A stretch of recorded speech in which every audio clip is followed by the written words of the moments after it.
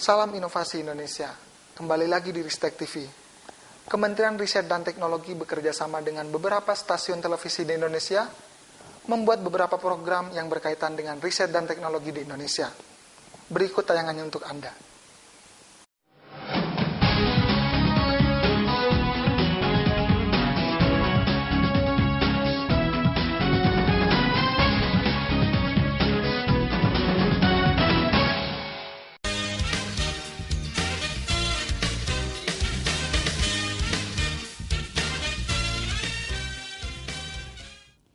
Assalamualaikum warahmatullahi wabarakatuh. Selamat sore saudara. Gelar teknologi tepat guna yang ke-15 baru saja tadi pagi dibuka oleh Menko Kesra Agung Laksono didampingi oleh Mendagri Gamawan Fauzi dan Menristek Gusti M. Hatta. Terkait dengan gelar teknologi tepat guna ini, sore hari ini kita akan berbincang-bincang dengan Menristek Bapak Gusti Muhammad Hatta yang sudah hadir di studio. Baik, selamat sore. Assalamualaikum warahmatullahi wabarakatuh. Waalaikumsalam selamat sore dan warahmatullahi salam wabarakatuh. sejahtera untuk para pemirsa semua. Pak, tadi itu sudah digelar TTG yang ke-15 dan sudah dibuka. Bapak juga hadir tadi di situ. Sejauh ini dari tahun ke tahun melaksanakan TTG ini, adakah inovasi atau perubahan-perubahan yang tampak di lapangan pada saat pameran digelar? Betul. Jadi kalau dilihat dari segi jumlah stand, itu memang ada peningkatan. Cuma tahun ini kita memulai memisahkan teknologi unggulan. Jadi maksudnya kita ingin teknologi yang dipamerkan itu bisa diproduksi secara massal. Namun kita di Ristek ini punya ukuran-ukuran bahwa tingkat dari suatu teknologi yang diciptakan itu dari 1 sampai 9. Kalau kita lihat umumnya kebanyakan baru sampai 7. Umumnya baru sampai 7. Jadi harus ditingkatkan lagi 8 sampai 9 sehingga bisa diproduksi secara massal. Nah, hasil teknologi itu bisa dirasakan kalau sudah bisa dimanfaatkan oleh masyarakat. Jadi seperti itu yang kita. Nah, makanya nanti kita list, kita daftarkan dia berada di level mana. Nanti kita poles lagi, kita bina sehingga dia bisa siap untuk diproduksi secara massal. Jadi kalau tren memang ada kenaikan. Nah, untuk bisa tadi diproses atau diproduksi secara massal itu banyak tantangan tadi, salah satunya tadi yang levelnya itu yang belum. Tapi apa yang menjadi tantangan-tantangan lain, Pak? Tantangan lain begini. Kami di Kementerian Riset dan Teknologi itu setiap tahun memproduksi buku yang mengandung 100 inovasi dari karya anak bangsa. Nah, saya lihat dari yang kita publikasi itu, sementara ini baru 5% yang dimanfaatkan oleh masyarakat. Padahal kategorinya sudah bisa diproduksi atau dimanfaatkan sebesar. Kenapa baru 5%? Nah, ini yang makanya perlu kita harus melakukan sosialisasi atau diseminasi lagi, lebih intensif lagi. Apakah karena ketidaktahuan, ataukah memang mereka ini kalau sudah mau begini harus kemana tanya. Oleh karena itu kita mulai intensif dengan berbagai cara. Nanti kami juga akan mengadakan acara seperti ini. Teknologi yang sudah siap itu nanti kami paparkan di hadapan para industri atau pengusaha biar dia jelas seperti apa. Kemudian kepada siapa dia berhubungan, siapa yang akan mengawal. Nah, dengan begitu harapannya nanti bisa diproduksi secara massal. Kalau dari sisi anggaran kita ada kendala nggak Pak untuk bisa melakukan itu? Kalau bicara anggaran memang kita masih relatif kecil dibandingkan negara lain. Negara lain itu biasanya kan anggaran penelitian ini biasanya digunakan patokannya adalah GDP, bukan APBN ya. Kalau APBN itu kan kecil dibandingkan GDP. Jadi kalau di negara lain itu minimal dia 1%, bahkan ada yang 3%, begitu. Di tempat kita Indonesia baru 0,09%. Jadi memang masih kecil, tapi kita tidak harus menyerah seperti itu. Biasanya kiat-kiat kita adalah membuat konsorsium-konsorsium. Jadi katakanlah tadinya si A ini hanya punya sekian, padahal kita perlu lebih tinggi dari itu, kita bentuk konsorsium-konsorsium, dia membawa dana-dana sendiri akhirnya bisa tercukupi. Nah, sekarang yang juga perlu kita gerakkan adalah bagaimana perusahaan itu mau menggunakan uangnya untuk research and development. CSR-nya begitu.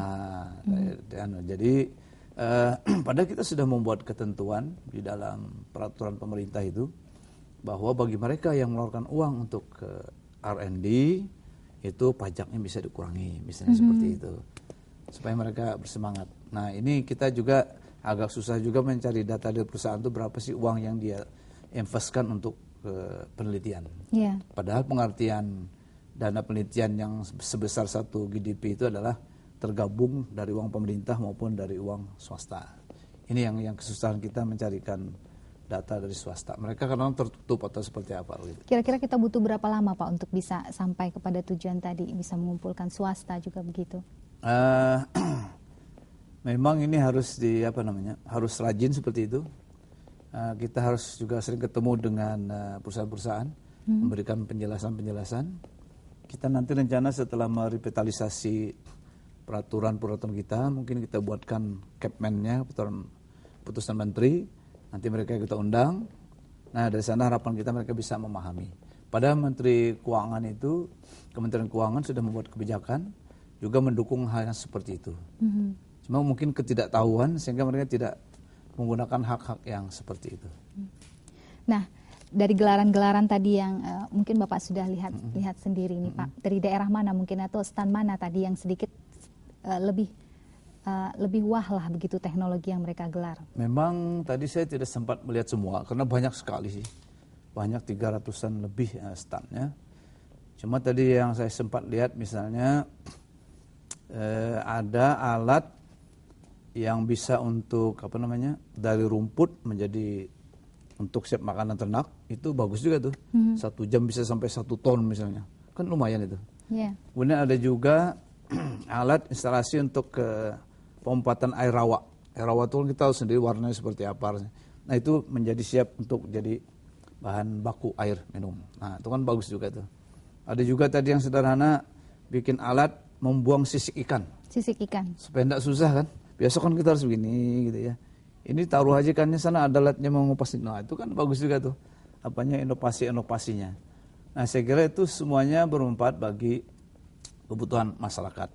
Nah, tinggal nanti dan bisa jadi apa yang diupayakan seperti tadi dari Sumatera Selatan yang untuk instalasi untuk air rawa itu, kan daerah kita yang rawa kan bisa di Kalimantan, bisa di mana lagi kan. Nah itu bisa diterapkan. Nah dengan pertemuan ini mereka saling melihat di sana bikin apa, sini bikin apa, mana yang cocok di daerah dia itu bisa dia kembangkan. Kemudian mungkin dia terpikir wah yang dari daerah ini bisa dikembangkan di daerah. Ini pentingnya kita mengadakan pertemuan T3 setiap tahun ini. Setiap tahun, dan ini yang sudah ke-15 kali. Tapi antusiasnya harapan kita kan supaya ada nilai tambah dengan adanya sebuah teknologi. Memang teknologi ini pada dasarnya untuk 3 kepentingan sebetulnya. Pertama untuk meningkatkan produktivitas. Produktivitas? Kan kalau dulu kita hanya cuma 1-2 bisa jadi 10 atau 100 kan. Ya, dengan teknologi. Contoh misalnya bibit padi yang kita temukan hasil penelitian, kalau rata-rata nasional misalnya 5-6 ton per hektar, ini yang punya hasil penelitian Batan itu, Badan Tenaga Nuklir, itu 9-10 ton. Kan produktivitas tinggi kan, misalnya tinggi. Seperti itu. Tahan hama lagi kan. Artinya kalau dia sudah tumbuh itu tidak diserang hama, berarti produksinya tertinggi. Atau bisa juga teknologi dihasilkan untuk pelayanan, untuk meningkatkan pelayanan. Kita sekarang kan ngirim berita bisa lewat teknologi komunikasi, ngirim makalah-makalah nggak perlu dijinjing lagi, banyak. Termasuk membantu bidang kedokteran apa segala kan. Kemudian juga dari satelit bisa dikirim ke bumi terus diteruskan lagi kemana kan, terbantu sekali kita dengan ICT ini. Atau bisa juga untuk perlindungan dan pertahanan negara kita sendiri. Misalnya kita di sini daerah gempa. Nah, jadi kita harus menciptakan teknologi yang bisa menghasilkan early warning system. Jadi sebelum gempa kita udah tahu, jadi siap-siap entah lari, entah apa itu kan. Akhirnya bisa mengurangi korban seperti itu. Jadi 3 itu kan intinya. Juga untuk kemandirian pastinya. Kemandirian Pak, jelas. Tapi Pak, kalau kita lihat teknologi itu kan diharapkan bisa dekat dengan masyarakat pedesaan. Betul. Bagaimana cara mendekatkan teknologi ini kepada mereka yang memang di situ sebenarnya sasaran atau target kita? Betul sekali, itu pertanyaannya bagus sekali. Jadi supaya itu merasa dekat dengan masyarakat, mestinya teknologi itu adalah yang kita hasilkan yang memang dibutuhkan masyarakat. Ya kan? Kalau kita membuat teknologi dia tidak perlu nggak terasa. Tapi kalau makanya yang dinamakan T3 ini itu sesuai dengan kebutuhan masyarakat, sederhana, terjangkau harganya. Yang sering terjadi itu kan teknologi ada, tapi harganya tidak terjangkau bagi petani. Petani kan terbatas uangnya. Nah ini yang dimasukkan dari TTG itu seperti itu. Teknologi tepat guna. Dan pemerintah daerah didorong untuk bisa. Memang, jadi itu makanya Pemda yang Mendagri yang Kementerian Dalam Negeri yang menggerakkannya melalui Dirjen Pembinaan Masyarakat dan Desa. Nah kita Kementerian Ristek substansinya mendukung ke teknologinya, mereka menggerakkan orangnya.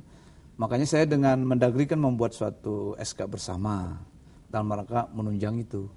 Dalam hal ini kita namakan SIDA. SIDA ini Sistem Inovasi Daerah. Sistem Inovasi Daerah. Jadi maksudnya SIDA ini adalah sebagai panggung. SIDA itu sebenarnya panggung untuk mempertemukan inventor dengan pengusaha. Sebab kalau dia bertemu gitu, dihasilkan, diproduksikan, bagus seperti itu.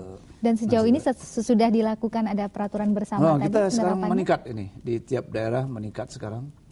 Gubernur-gubernur juga mulai meningkatkan kesadarannya, yang meningkatkan dana penelitiannya. Seperti Kaltim itu, dia punya lead bank tidak hanya di tingkat provinsi, tapi di Pemkot, di beberapa kabupaten dia malah punya itu. Padahal di provinsi lain bahkan mungkin tidak punya lead bank. Dia menyatu di dalam Bapeda. Nah, jadi itu bagus sekali seperti itu. Dan berapa persen kira-kira Pak, meskipun tadi baru Kalimantan yang Bapak sampaikan, sudah sampai diimplementasikan oleh pemerintah daerah dan masyarakatnya ini? Memang masih kecil, itu makanya kita perlu mengawal mereka supaya nanti bisa lebih intensif. Sebab pengalaman-pengalaman kita dulu ya, kalau kita mengenalkan satu teknologi, setelah itu kita lepas, biasanya nggak lama umurnya itu habis sudah. Karena mereka belum menguasai betul kan.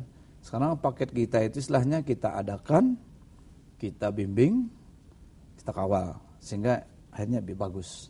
Bagi contoh yang kita bantu petani di Bantul, yang tadinya kalau dia dapat ikan itu, karena di laut lama kan, tadi ikannya yang banyak, separuh udah busuk kan. Nah lalu kita membantunya, harus ada es batu nih. Sedangkan listrik nggak ada sana. Gimana caranya? Nah, ini kita bangunkan PLTS, pembangkit listrik tenaga surya.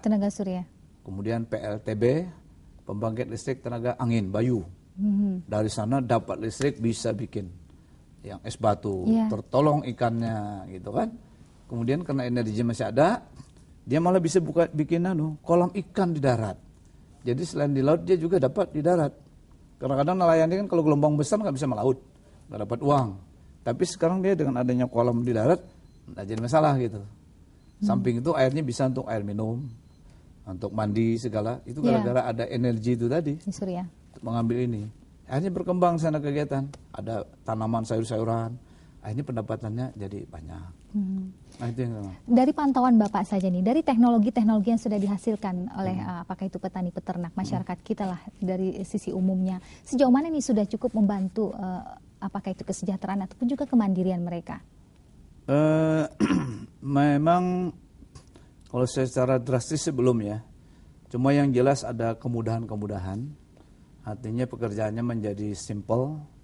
Katakanlah dulu orang susah-susah pakai seperti biasa, dengan alat ini kan bisa lebih cepat begitu. Jadi akhirnya kalau dia katakanlah baru berapa 20 kilo, sekarang dengan bantuan alat dia bisa menjadi 50 kilo, 100 kilo. Mau tidak mau kan itu terikut apa pendapatannya. Nah seperti itu. Kita mau memang harus lebih nyata lagi pengaruhnya. Memang ada masyarakat kita ini kadang-kadang begini aja katanya saya sudah bisa hidup katanya. Ya, jadi dia nggak ada keinginan untuk yang padahal bisa itu dilakukan, pendapatan bisa lebih banyak lagi. Nah itu juga yang perlu penyuluhan agar mereka bisa memahami itu.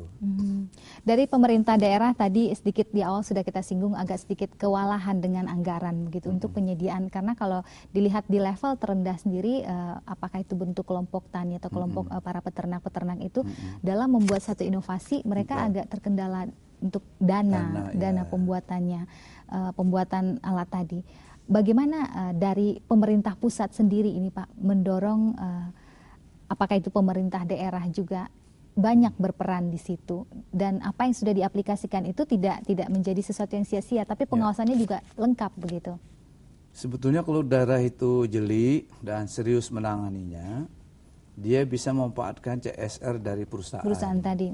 Sebagai contoh yang pernah saya lihat ya, CSR itu betul-betul bermanfaat bagi masyarakat. Misalnya CSR digunakan untuk membuat bengkel-bengkel kerja untuk latihan penduduk setempat. Akhirnya mereka terlatih, bisa ikut kerja. Sebelumnya kan nggak bisa apa-apa kan, mau kerja juga hanya nggak bisa, nggak terima orang. Makanya terjadi kecemburuan kalau di suatu daerah kalau ada kegiatan pertambangan atau apa gitu, masyarakat nggak ikut, nggak bisa karena nggak bisa. Nah itu bagus sekali tuh, dia bangunkan bengkelnya, ada pelatihnya, ada mesin-mesinnya dilatih sana sehingga keterampilan masyarakat itu semakin bagus. Demikian juga CSR itu bisa untuk kegiatan yang misalnya penelitian atau mengembangkan teknologi tertentu yang sederhana yang diperlukan di pedesaan, itu juga bisa. Kan CSR itu macam-macam, ada yang untuk orang sekolah, beasiswa atau apa gitu. Atau bisa juga katakanlah suatu daerah itu penuh hasil pertaniannya cuma akses kurang bagus. Disediakan apakah jembatan dan CSR jadi lancar gitu, atau transportasinya bisa seperti itu. Nah, sebenarnya lebih ke arah mana kita kekurangannya, lebih kepada SDM-nya atau mungkin lebih kepada anggarannya itu Pak Gusti? Memang kalau kita bicara ke desa-desa atau kecamatan atau kabupaten, kita SDM memang masih kurang. Oleh karena itu kita harus mempercepat meningkatkan kualitas SDM kita. Sebagaimana kita ketahui bahwa kalau kita lihat ya data tenaga kerja Indonesia ini, itu yang pendidikan sarjana hanya 5% aja. Yang lainnya diploma, SMA, SMP. Padahal nanti kan 2015 katanya akan terbentuk masyarakat ASEAN, masyarakat ekonomi ASEAN. Kalau itu memang terwujud betul, bahaya kita.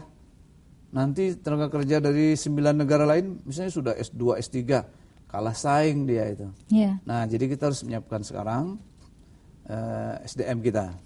Seperti itu. Nah, kita melalui kegiatan MP3EI ataupun SIDA itu juga memberikan arah misalnya menyediakan beasiswa atau training-training sehingga keterampilan mereka semakin tinggi sehingga bisa bersaing dengan yang lain. Seperti itu yang harus dilakukan. Memang intinya sebenarnya SDM-nya. Sumber daya manusia itu sendiri. Ya. Tapi kalau untuk keinginan atau minat sendiri, tadi di lapangan pada saat pameran juga sudah mulai terlihat antusias pengunjung dari masyarakat itu sudah relatif banyak, Pak. Jadi kalau kita kan intinya potensi masing-masing daerah itu apa? Potensinya. Kemudian keinginannya mau dikembangkan yang mana di antara potensi. Itu yang kita dorong. Itu yang lebih ke arah mana yang jangan kita memaksakan ini. Padahal potensinya sana nggak ada. Kemudian mereka tidak ingin situ. Itu biasanya nggak panjang umurnya kegiatan seperti itu. Jadi sekarang yang TTG ini arahnya adalah lihat potensinya apa. Nah di situ teknologinya kita kembangkan. Dan dilombakan juga ya Pak ya? Iya dilombakan juga. Kan ada penilaian-penilaian itu. Dan biasanya yang jadi pemenang itu memang betul kepada apa yang lebih dibutuhkan. Memang bagus ya, sesuai dengan potensi daerahnya dan teknologinya mendukung sekali untuk itu. Dan juga lebih murah ketika ada yang jelas ingin itu membeli, ya. Kan ada transit. Memang saya lihat kecenderungan daerah sudah mulai bangkit ingin meningkatkan gitu. Jadi misalnya supaya ada nilai tambah, mereka katakanlah seperti yang di Gayo yang pernah kita bina itu di Aceh, dia tidak ingin lagi jual biji kopi misalnya. Ini gimana nih kami ajarin, kami sediakan alat pembuat itu dari biji kopi menjadi serbuk yang siap dibungkus, siap dijual. Itu harganya lebih naik lagi tuh. Yeah. Nah kesadaran seperti itu kelihatannya sudah mulai itu. Kita membantu begitu, kita kawal dulu, habis itu kita lepas. Seharusnya Pemda yang seterusnya. Atau dia minta bantuan Kementerian Sektor. Sebab tugas kami kan hanya sampai di sana, masukkan suatu penelitian, kita coba terapkan, kemudian mengawal seperti itu. Pengawalannya sampai tidak Pak? Atau mungkin sampai tidak kepada harapan untuk setiap alat-alat yang tadi sudah hadir, sudah dihasilkan oleh masyarakat tadi, dipatenkan begitu? Bisa, itu bisa saja. Dipatenkan supaya, yang penting tadi kan kita masyarakat bisa memanfaatkan alat itu. Tapi akan lebih bagus lagi kalau ada patennya supaya tidak dibajak orang lain. Memang paten-paten ini atau HKI ini penting juga bagi negara kita. Semakin banyak patennya itu, HKI-nya itu, makin daya saing kita semakin tinggi. Karena itu merupakan salah satu pilar penilaian. Dibebankan kepada siapa untuk atau ditugaskan kadang-kadang yang tanggung jawabnya menjadi ini? masalah paten ini begini. kita kan mengusulkan ke Kementerian Hukum dan HAM. Di situ kadang-kadang si peneliti ini ya, rupanya iklimnya lain. Dia taunya meneliti begini-gini, disuruh urusan administrasi itu kadang-kadang dia repot itu. Harus ngisi ini, harus begini, harus bayar apa segala. Itu kadang-kadang bikin mereka malas juga tuh. Kemudian begitu disetujui, sudah ada, tampil, dia harus membayar juga uang anunya, uang tampilnya itu. Jadi membuat mereka akhirnya bisa jadi malas. Bisa jadi malas membuat mendaftarkan patennya, atau dia patennya dia daftarkan di luar negeri. Jadi yang dapat untung itu luar negerinya. Luar negeri. Itu sengaja terjadi di Indonesia sendiri. Dari jumlah paten yang ada itu sebagian dari Indonesia sendiri, sebagian dari luar negeri. Dari luar negeri. Mereka naruh patennya di sini. Ini berarti membutuhkan kebijakan yang lebih itu yang harus didukung.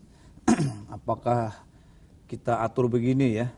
Kan misalnya ini bayar ya, uang ya. Dapat uang kan. Padahal ini kan uang pemerintah, anggap pindah kantong kiri kanan aja lah. Yeah. Jadi akhirnya kalau bisa administrasinya bisa nggak gitu, supaya si peneliti ini tambah semangat dia mau patenkan, sama semangat dia menghasilkan alat. Kalau begitu kan dia bayar tuh udah ada uangnya, karena patennya belum laku gitu ya, belum ada yang mau memanfaatkan. Kalau laku sih dia dapat royaltinya seperti itu. Nah, kita lagi memikirkan seperti itu. Berarti ini sedikit banyak juga mempengaruhi kepada teknologi inovasi yang dari segi anunya, patennya itu. Sebab paten ini penting juga. Kalau kita tidak punya paten, nanti negara lain menganggap kita ini membajak terus punya orang. Seperti itu. Nah, mengingat tadi kita berharap akan diproduksi secara massal. Pastinya jika memang itu nanti bisa diimplementasikan, harapannya juga masyarakat kita yang menggunakan produk dalam negeri juga digunakan sekali oleh. Jadi masyarakat kita ini memang harus kita kampanyekan terus supaya cinta produk dalam Indonesia, negeri. Produk dalam negeri. Karena tanpa itu yang punya keahlian ini nggak mau memproduksi dia kan, siapa yang membeli gitu. Padahal punya kita itu kan boleh katakan bagus lah. Saya suka menceritakan kepada orang lain pada saat ceramah-ceramah, ada salah satu hasil penelitian IPB tentang pepaya, bagus sekali. Waktu nama Indonesia tidak laku dijual, atau sedikit lakunya. Begitu diubah namanya California, laku sekali. Barang itu juga. Nah, itu menunjukkan bahwa kita ini sama produksi kita tuh kayaknya ragu ya. Ragu. Padahal seperti ini ya, Panzer ya. Panzer itu Anoa namanya. Sekarang sudah mulai dibeli luar negeri, itu beberapa negara sudah pesan. Itu buatan kita, hasil riset inovasi kita, terus diproduksi secara massal oleh perusahaan BUMN, tapi yang strategis itu. Nah, udah bagus itu. Ini pesawat-pesawat kita juga sudah mulai kan, pesawat tanpa awak juga sudah mulai banyak pesanan. Nah, makanya Bapak Presiden itu bagus sekali, beliau bilang selama itu bisa disediakan dalam negeri, wajib hukumnya membeli di dalam negeri. Kalimat beliau itu bagus sekali, produk dalam negeri. Karena akan dampaknya besar sekali itu. Seperti itu. Dikaitkan dengan perguruan tinggi yang juga menghasilkan inovasi-inovasi alat-alat untuk pertanian, peternakan dan lainnya. Adakah semacam sinergi satu sama lain begitu di lapangan, atau kedekatan satu sama lain untuk saling meningkatkan begitu? Ada yang beranggapan bahwa penelitian sih jalan ya, memang di perguruan tinggi. Cuma bisa jadi dia hanya sampai entah penelitian dasar, belum bisa diapa-apakan, atau sampai prototipe paling tinggi kan. Seharusnya ada yang melanjutkannya supaya bisa diproduksi secara massal. Oleh karena itu saya juga kadang terpikir nih, apakah perlu dibagi tugas gitu ya. Di perguruan tinggi ini spesialnya meneliti yang dasar-dasar, katakanlah levelnya 1, 2, 3, kemudian 4, 5, 6 litbang-litbang yang ada seperti BPPT apa segala macam-macam itu, LIPI, berikutnya baru ke industri, sehingga hasil itu kelihatan dari yang kita tulis ini sampai sana menjadi produksi. Nah, apakah mungkin seperti itu? Karena tadi kan ada levelnya 1 sampai 9. Iya, 1 sampai 9 tadi. Tingkat kesiapan teknologinya. Pak Gusti, mengingat ini kan gelar teknologi tepat guna nasional yang ke-15 di Kota Padang, tepatnya di kawasan GOR Haji Agus Salim ini digelar tanggal 26 sampai 30. Kita kan berharapnya, targetnya kan sasarannya kan masyarakat banyak nih yang datang. Nih minta himbauannya nih Pak, supaya ada animo masyarakat untuk bisa hadir, terutama mungkin ya petani dan peternak tadi untuk bisa meningkatkan pelayanan dan kemandirian. Betul. Silahkan Pak. Jadi kita himbau kepada masyarakat petani, sebaiknya ini kesempatannya bagus untuk berkunjung ke pertunjukan-pertunjukan yang TTG yang sekarang berada di Kota Padang. Banyak hal yang bisa dilihat di sana, apakah yang berkaitan dengan pertanian ataupun bidang-bidang lainnya. Saya yakin di antara yang ditampilkan itu ada yang sangat bermanfaat bagi petani sehingga kita bisa memanfaatkannya dengan baik. Jadi ini waktu yang baik sekali karena ini kan bergantian setiap tahun daerahnya. Iya. Ini mumpung Di Kota Padang. tempatnya dipercayakan di Kota Padang. Jadi warga di Kota Padang maupun sekitarnya atau Sumatera Barat Iya. khususnya ada baiknya untuk memanfaatkan waktu yang baik ini untuk meninjau ke stand-stand yang ada dari berbagai daerah. Dan Ada kita 350 stand kabarnya ya Pak. 300-an. 300-an. Jadi kita bisa mengenal juga produksi-produksi dari daerah-daerah lain dari saudara-saudara kita sendiri. Baik, terima kasih untuk waktunya Pak Gusti Muhammad Hatta, Menteri Riset dan Teknologi Republik Indonesia, dan mudah-mudahan tadi di kawasan Gor Haji Agus Salim menunggu Anda dari tanggal 26 sampai tanggal 30 September ini untuk melihat berbagai inovasi-inovasi teknologi yang hadir dari berbagai provinsi di Nusantara kita ini. Terima kasih atas perhatian Anda, terima kasih kembali Terima kasih. Pak Gusti, dan terima kasih juga untuk atensi Anda di TVRI Sumatera Barat ini. Wabillahi taufik wal hidayah. Wassalamualaikum warahmatullahi wabarakatuh. Waalaikumsalam warahmatullahi wabarakatuh.